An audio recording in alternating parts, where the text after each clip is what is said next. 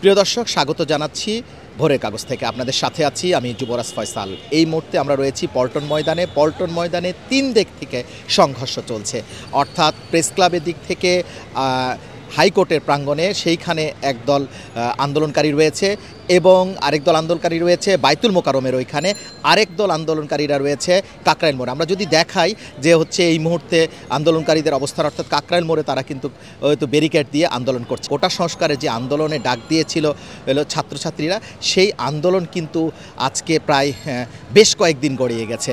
গড়িয়ে যাওয়ার পরে এই আন্দোলনে কিন্তু আমরা দেখছি মৃত্যুর সংখ্যাও দিন দিন বাড়ছে, সেই সাথে আন্দোলনের গতিপথও বিভিন্ন দিকে প্রবাহিত হচ্ছে, অর্থাৎ দিন দিন উত্তাল হয়ে উঠছে রাজপথ এবং বিভিন্ন শ্রেণী পেশার মানুষ কিন্তু দিন দিন যুক্ত হচ্ছে এই আন্দোলনের সাথে।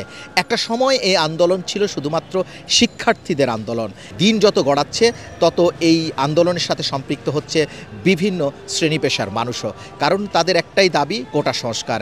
এই যে কোটা সংস্কারের দাবিতে তাদের যে চলমান আন্দোলনে কিন্তু সারা দেশে শাটডাউনের ডাক দিয়েছে তারা, সেই শাটডাউনের দ্বিতীয় দিন চলছে, অর্থাৎ রাজধানীতে বিভিন্ন স্থানে কিন্তু সংঘর্ষ চলছে। এই মুহূর্তে আমরা রয়েছি পল্টনে কিন্তু থেমেই সংঘর্ষ হচ্ছে, বিভিন্ন দিক থেকে সংঘর্ষ হচ্ছে। কখনো কাকরাইল মোড় থেকে, বিশেষ করে বাইতুল মোকাররম মসজিদের সেই দিক থেকে, আবার কখনো প্রেস ক্লাবের বিশেষ করে হাইকোর্ট প্রাঙ্গণের এই দিক থেকে। মানে এই মোড়টাতে যখন আমরা নয়াপল্টন মোড়টাতে আছি, চতুর্দিকে কিন্তু আন্দোলনকারীরা বিভিন্ন দিক থেকে আক্রমণ করছে পুলিশকে, পুলিশও কিন্তু তার জবাব দিচ্ছে। এই মুহূর্তে আমরা দেখতে পাচ্ছি হচ্ছে আন্দোলনের বিপক্ষ, অর্থাৎ আওয়ামী লীগের কিছু কর্মী, অর্থাৎ ছাত্রলীগের কিছু কর্মীকে আমরা দেখতে পাচ্ছি যে হচ্ছে তারা কিন্তু প্রেস ক্লাব থেকে আন্দোলন বিরোধী স্লোগান দিতে চলে আসছে এই দিকে।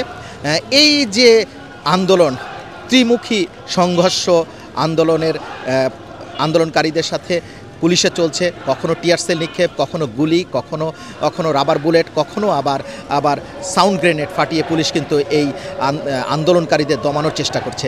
কিন্তু কখনো আন্দোলনকারীরা আহত হচ্ছে এবং আহত আমরা কিন্তু সকাল থেকে এইখানে তেমন কোনো আন্দোলন দেখিনি। প্রায় জুম্মার নামাজের পর কিন্তু এই আন্দোলন একটা অন্যরকম রূপ গতি পায় এবং জুম্মার নামাজের পর এখানে হচ্ছে হাত পাখা যারা সমর্থক রয়েছে তারা কিন্তু এখানে অনেকক্ষণ ধরে সমাবেশ করবার চেষ্টা করে এবং সমাবেশ করার পরে বেলা যখন প্রায় 2:30 পৌনে 3টা বাজে, তখনই হচ্ছে পুলিশ তাদেরকে সাউন্ড গ্রেনেড এবং টিয়ার সেল নিক্ষেপ করে তাদেরকে প্রতিহত করার চেষ্টা করে। প্রতিহত করার 7-8 মিনিটের ভিতরেই তারা বিভিন্ন দিকে চলে যায় এবং বিভিন্ন দিকে চলে যাওয়ার ফলে কিন্তু পুলিশ কিন্তু তাদেরকে এইখান থেকে, অর্থাৎ বাইতুল মোকাররমের সামনে থেকে তাদেরকে প্রতিহত করে বিভিন্ন দিকে পাঠিয়ে দিয়েছে।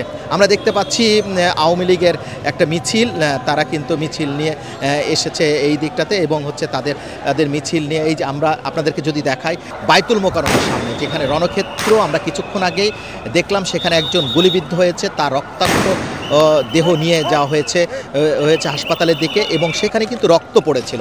আমরা আমাদের ক্যামেরা বন্দি করেছি সেই রক্তের চিহ্ন এবং তার যে পায়ের ধাপ এবং পায়ের যে রক্তাক্ত অবস্থা সেটা কিন্তু আমরা সেখানে দেখেছি, সেখানে পড়েছিল।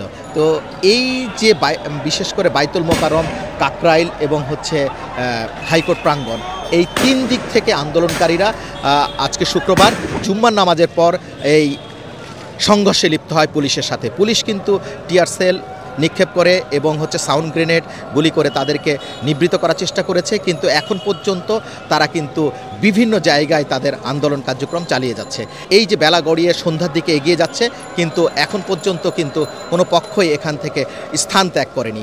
এই অবস্থা ছিল বিশেষ করে হচ্ছে পল্টনের এই যে মোড়ে আমরা দাঁড়িয়ে রয়েছি, আমরা পল্টনের মোড়ে এই ছিল হচ্ছে আজকের জুম্মার নামাজের পর থেকে আন্দোলনকারীদের সাথে পুলিশের ত্রিমুখী সংঘর্ষ এবং মোহর গুলি এবং হচ্ছে সাউন্ড গ্রেনেড ফাটিয়ে পুলিশ কিন্তু তাদেরকে প্রতিহত করার চেষ্টা করেছে এবং পাল্টা কিন্তু আন্দোলনকারীরাও কিন্তু পুলিশকে আক্রমণ করতে ইটপাটকেল ছুঁড়েছে এবং ইটপাটকেলের মাধ্যমে তারা কিন্তু সেই জবাব দিয়েছে পুলিশের গুলির। এই ছিল পল্টন ময়দান থেকে সর্বশেষ অবস্থা। ধন্যবাদ সবাইকে।